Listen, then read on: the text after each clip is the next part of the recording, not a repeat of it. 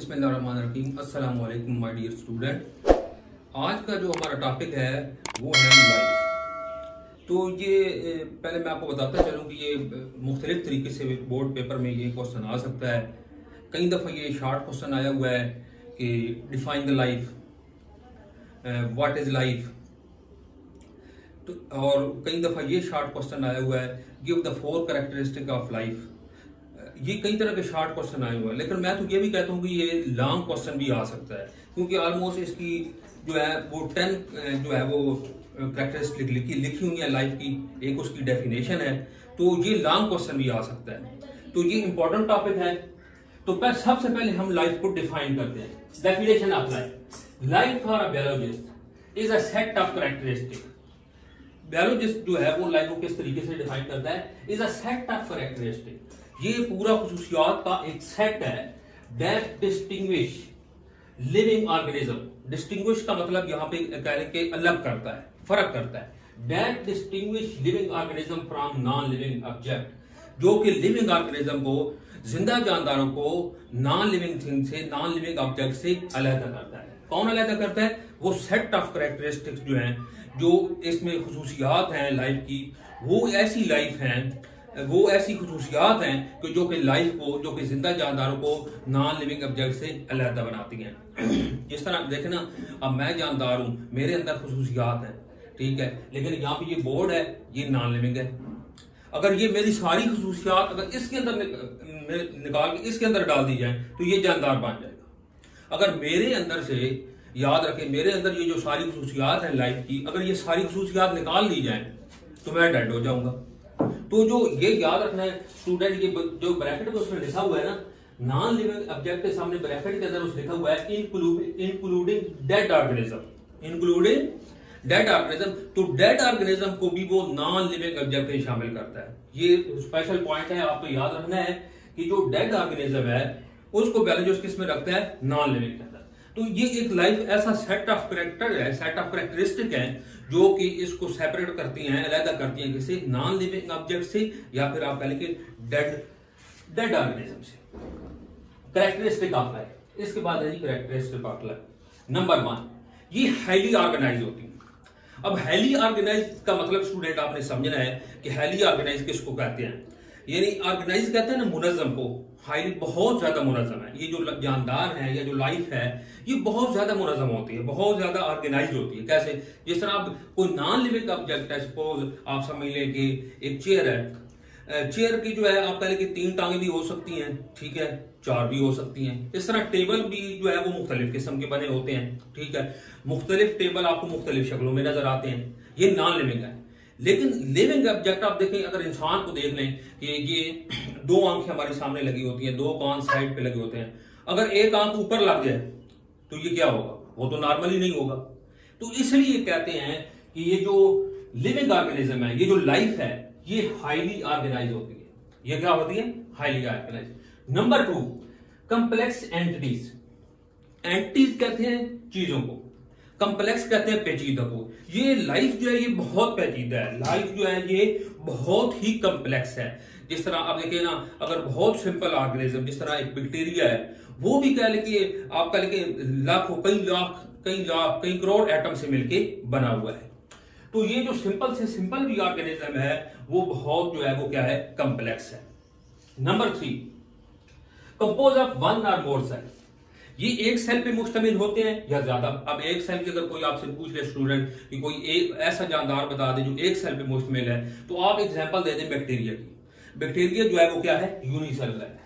और कोई भी आगे मल्टी सेलुलर, जिस तरह इंसान है, ठीक है, कोई और जो आप कहेंगे रोज प्लांट है, इस तरह और भी जितने ये सारे हैं आपके जितने भी जानदार हैं, प्लांट है या एनिमल, ये सारे के सारे क्या है? Multi cellular.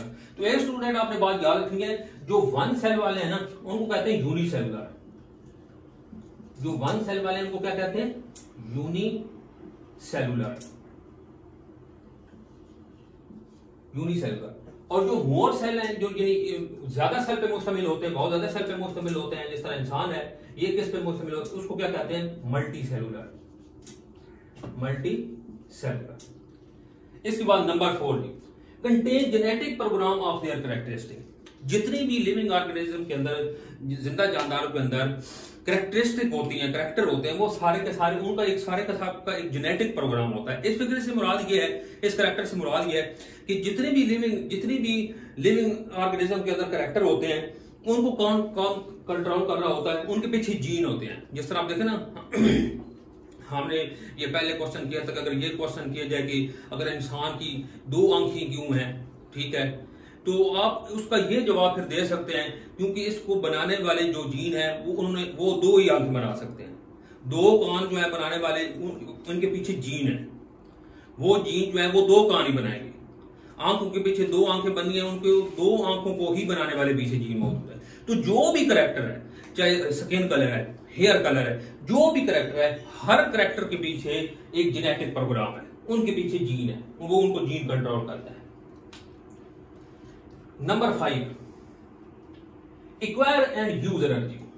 ये एनर्जी हासिल भी करते हैं और उसको इस्तेमाल भी करते हैं।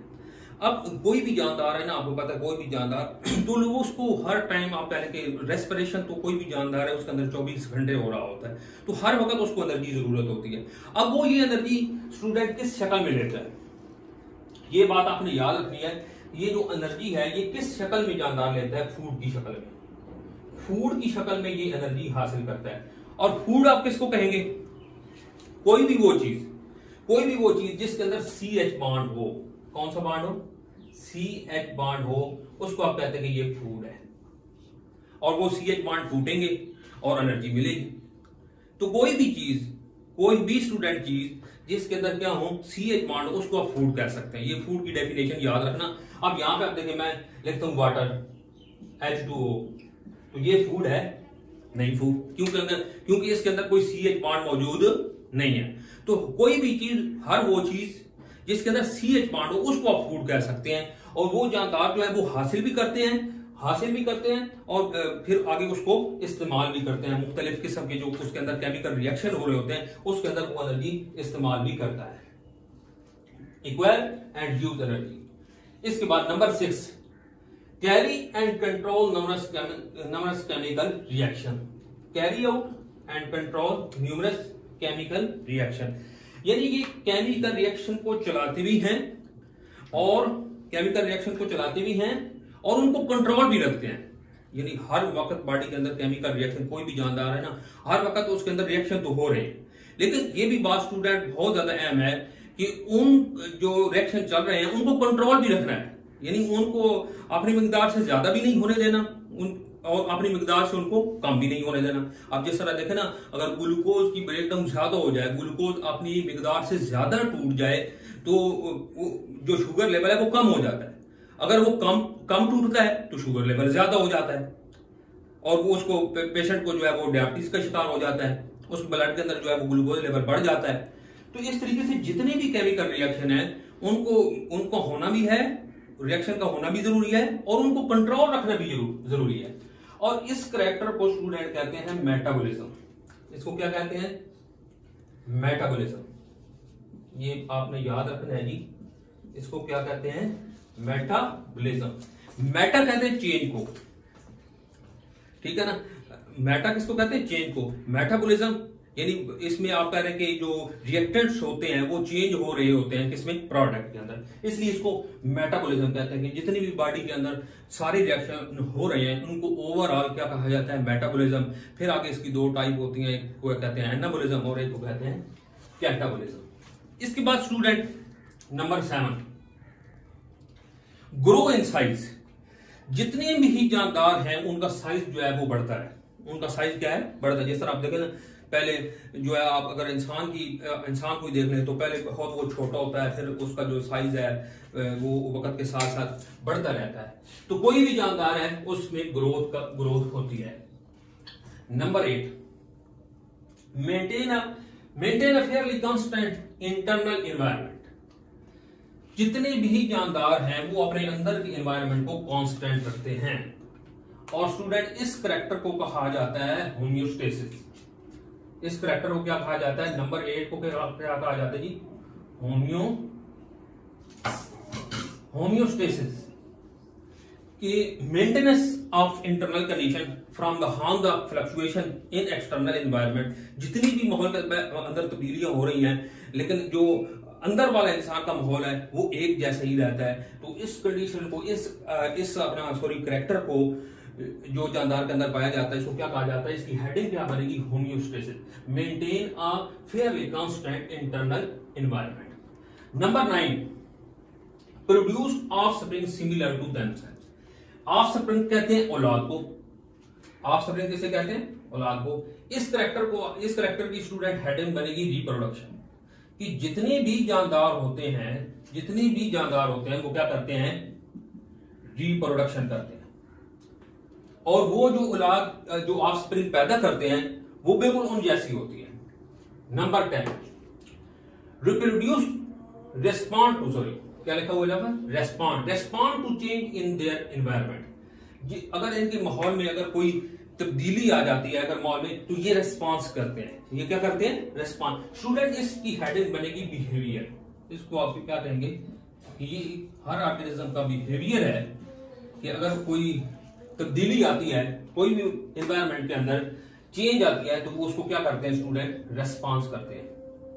इसके बाद स्टूडेंट हम एक डिक्लेरेशन करेंगे। ये कितने कैरेक्टर हमने पढ़े, 10 कैरेक्टर पढ़े हैं। ये मैं रिपीट कर देता हूं। नंबर 1 क्या है, highly organised complex entity composed of one or more cell, contain genetic program of their characteristic, acquire and use energy, carry out and control numerous chemical reaction।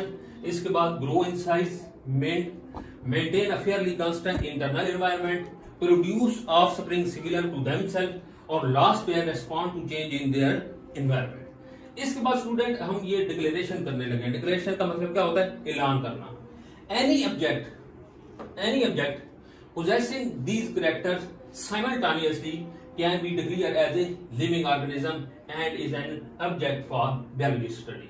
कोई भी ऑब्जेक्ट, कोई भी चीज अगर वो ये सारे कैरेक्टर रखता है और उसमें ये सारी खसूसियात होती है साइमल्टानियसली स्टूडेंट का मतलब होता है बैक वक्त। अगर कोई भी ऑब्जेक्ट जिसमें ये सारे कैरेक्टर साइमल्टानियसली बैक वक्त मौजूद हो। हाँ, आप ये कह, अगर इसमें भैया का वक्त ये सारे कैरेक्टर उसमें अगर मौजूद नहीं है तो फिर आप ये कह सकते हैं कि वो नॉर्मल उसकी लाइफ नहीं होगी। अगर ये सारे, तो नॉर्मल लाइफ के लिए, नॉर्मल ऑर्गेनिज्म होने के लिए, एक सेहतमंद ऑर्गेनिज्म के होने के लिए ये तमाम खसूसियात होना जरूरी है और साइमल्टानियसली भैया वक्त होना जरूरी है। तो फिर अगर ये किसी भी ऑब्जेक्ट के अंदर ये सारी खसूसियात भैया वक्त, किसी भी जानदार के अंदर ये सारी खसूसियात भैया वक्त पाई जाए, यानी कि साइमल्टानियसली उसमें मौजूद हो, तो हम उसको कह सकते हैं कि ये लिविंग ऑर्गेनिज्म है, या इसको आप कह सकते हैं कि ये लिविंग थिंग है और ये एक ऑब्जेक्ट है फॉर बायोलॉजिस्ट स्टडी। इसको फिर बायोलॉजिस्ट जो है वो स्टडी करेगा। इसके बाद स्टूडेंट हमारा एक शॉर्ट क्वेश्चन है आज, why we classify the biology, कि हम बायोलॉजी को क्लासिफाई क्यों करते हैं। अब देखना, एक जो है क्लासिफिकेशन का एक ये कंसेप्ट है कि क्लासिफिकेशन हम सिर्फ उन चीजों की करते हैं, उसी चीज को करते हैं, वहां भी हमें क्लासिफिकेशन की जरूरत आती है जब उसकी तादाद क्या हो, बहुत ज्यादा हो, और उसमें जो उसके आपके कैरेक्टर उसके पढ़ने में लिखने में आपको प्रॉब्लम हो रहा हो, उनकी तादाद बहुत ज्यादा हो, तो फिर हम उस चीज को, उन चीजों को क्या कर देते हैं, क्लासिफाई कर देते हैं। तो बायोलॉजी के अंदर हम जानदारों की पढ़ते हैं और फिर उसको क्लासिफाई करते हैं। क्यों करते हैं? The science of biology is very wide based study. ये बहुत बड़ी स्टडी है, बहुत बड़ा मुताला है। It include every aspect of living thing. इसमें लिविंग थिंग का ऑलमोस्ट हर पहलू ही मौजूद है जिसको बायोलॉजी स्टडी करता है। Therefore volume of information are available under this major heading. तो इस मेजर हेडिंग के अंदर वॉल्यूम एंड वॉल्यूम ऑफ, यानी आप कह लें कि वॉल्यूम एंड वॉल्यूम से क्या मुराद है, बहुत ज्यादा। अब ये देखना, आपकी बुक के अंदर ये लिखा हुआ है कि आज तक तकरीबन जो है वो 2.5 मिलियन स्पीशीज जो है वो दरियाफ्त हो चुकी है। 2.5 मिलियन स्पीशीज। अब अगर सिर्फ 2.5 मिलियन स्पीशीज के नाम ही लिखे ना, तो फिर हमें कितनी किताबें लिखनी पड़ जाएंगी। अगर हम 2.5 मिलियन स्पीशीज के कैरेक्टर लिखने शुरू कर देंगे तो वो भी खत्म नहीं होंगे। तो इसलिए हम इसको फिर क्या करते हैं, क्लासिफाई करते हैं। इट इज बट नेचुरल, ये नेचुरल है, ये कुदरती तौर पर है। अब इसके बाद वो नेक्स्ट फिक्रा लिखा हुआ है, क्या लिखा हुआ है student, it is but natural, ये नेचुरल है to divide this science into quite a number of branches for our convenience of comprehending and studying biology. It is a but natural, ये नेचुरल है टू डिवाइड दिस साइंस। हम इस ये जो science है, ये जो बायोलॉजी है, इसको नंबर ऑफ ब्रांचेस में क्या कर देते हैं, तकसीम कर देते हैं। किसके लिए तकसीम करते हैं? For the convenience of comprehending and studying biology. Convenience का मतलब होता है सहूलत, कंप्रीहेंडिंग का मतलब होता है समझना, स्टडी का मतलब मुताला करना। यानी इसको जो हम डिवाइड करते हैं बायोलॉजी को नंबर ऑफ ब्रांचेस में जो तकसीम करते हैं, वो इस सहूलत के लिए करते हैं ताकि वो हमें आसानी से समझ भी हम उसको आसानी से समझ सकें और आसानी से उसको क्या कर सकें, मुताला कर सकें। आज के लिए इतने स्टूडेंट, नेक्स्ट लेक्चर में इंशाल्लाह दोबारा मिलेंगे। अल्लाह हाफिज।